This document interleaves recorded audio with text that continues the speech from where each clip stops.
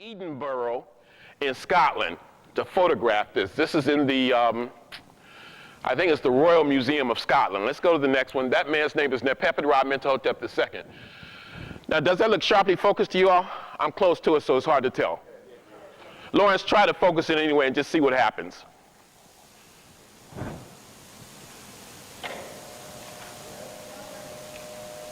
Yeah, okay.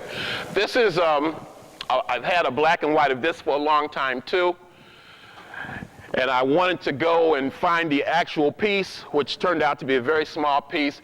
This is from Dynasty 12. A dynasty is simply a family of rulers, one member of the family coming after the other for an extended period of time. That's my definition of a dynasty. And there are 30 dynasties or 30 royal families, most of which were indigenous African. And this is my #1 all-time favorite Heru or pharaoh from ancient Kemet. This man's name is Amenemhet III, and this is in the Fitzwilliam Museum at Cambridge University. So on one trip, I went to the Ashmolean Museum at Oxford and the Fitzwilliam Museum at Cambridge.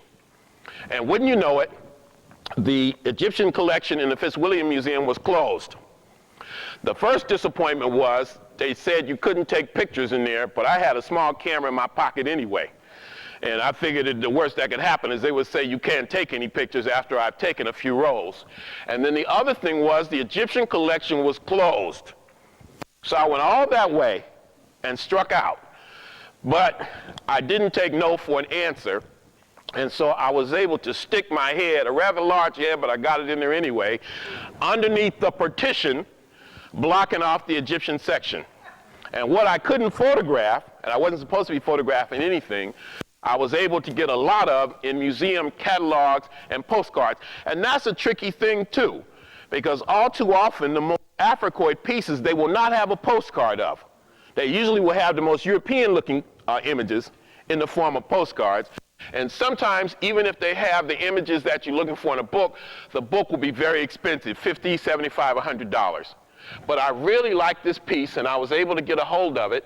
And one of the things that you notice about the figures on this king, particularly this piece, are those big old ears. Apparently, the idea was the larger the ears, the more you could hear, the more knowledge you would have, and the more powerful you would be. This brother's on the throne for 48 years. Let me show another image. This one here. And this is in a museum in Copenhagen, Denmark. Hardly any of these are in Africa. This is in a museum in Copenhagen called the Nye Carlsberg Glyptotek Museum.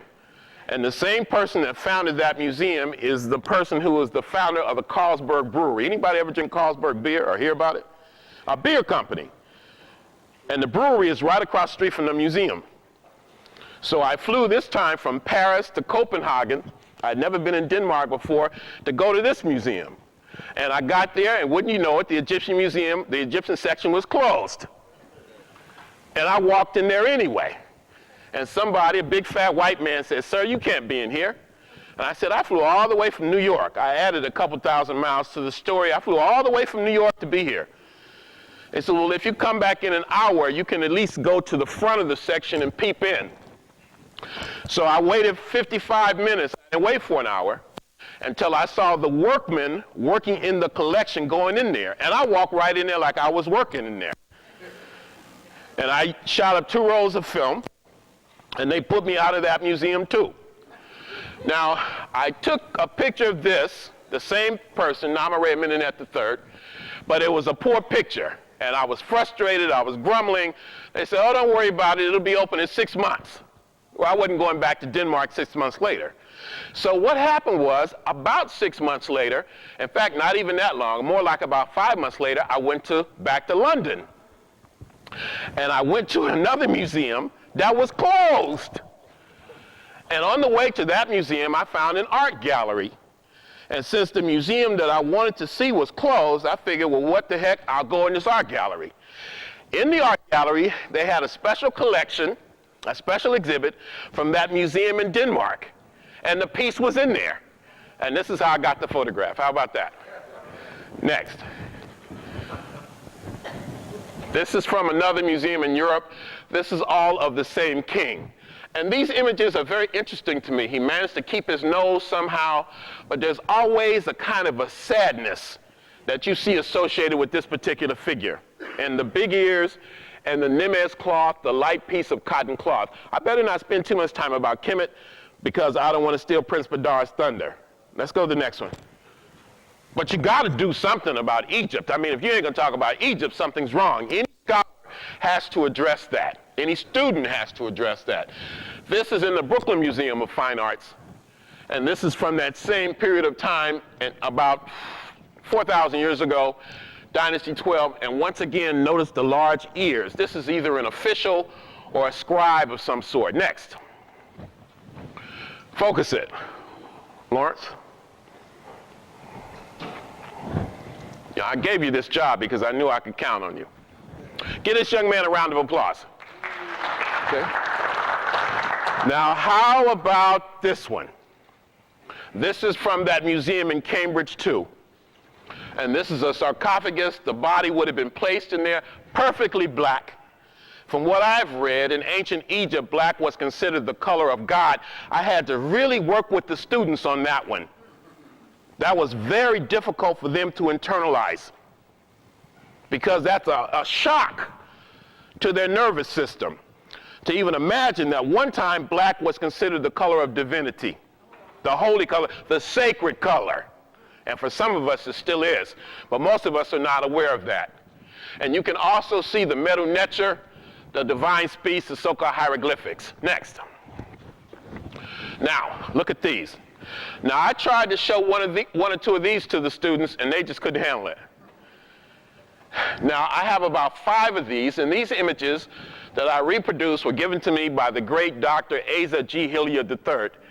I consider Asa Hilliard one of our greatest living scholars and one of our greatest educators, and he shares stuff. He's down at Georgia State University. He's a Fuller E. Calloway professor in Atlanta. And the thing about Asa that I like, one of the many things about him that I like, is he might be showing a picture. And I'll say, Asa, that's fantastic. He says, you want a copy? And sometimes we'll actually give you the original. That's a rare scholar. Now, these are from Dynasty 17 and 18. And these are Africans who have died, been mummified, the mummies unwrapped and photographed. So here's one. Next. Let's go to the next one. One more. And let's do the next one. Now, can you look at these and come to any other conclusion about the ethnicity of these folk that are on this screen? But the children laugh because they're not used to seeing that. Next. This is an image of a warrior king. Reminds me of bobbyhemmitt. This is Thutmose III. This is a nephew of Hatshepsut. He was on the throne for 54 years. Tradition says he conquered 17 nations. He led 17 military campaigns in person and conquered 105 nations. Next. This is one of his descendants. This is a rare picture, an image of a man named Amenhotep II. We don't see many images of him. Next. This is Queen Ty. Now, this is not necessarily my A-grade slide presentation, but these are very new images, and I think they are good ones indeed. Queen Ty is the mother of Akhenaten and King Tut. She is the wife of Amenhotep III, and you've probably seen the little wooden head of her that's in the museum in Germany. This is in the Louvre, the National Museum in France. Next. And this is her son, her oldest son. This is Akhenaten. Look at those lips. The lips don't lie. The words may be false, but the lips don't lie.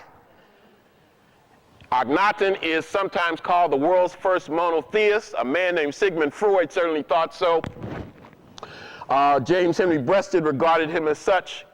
He inaugurated a revolution in art, And this is from a museum in walking distance of the British Museum in London.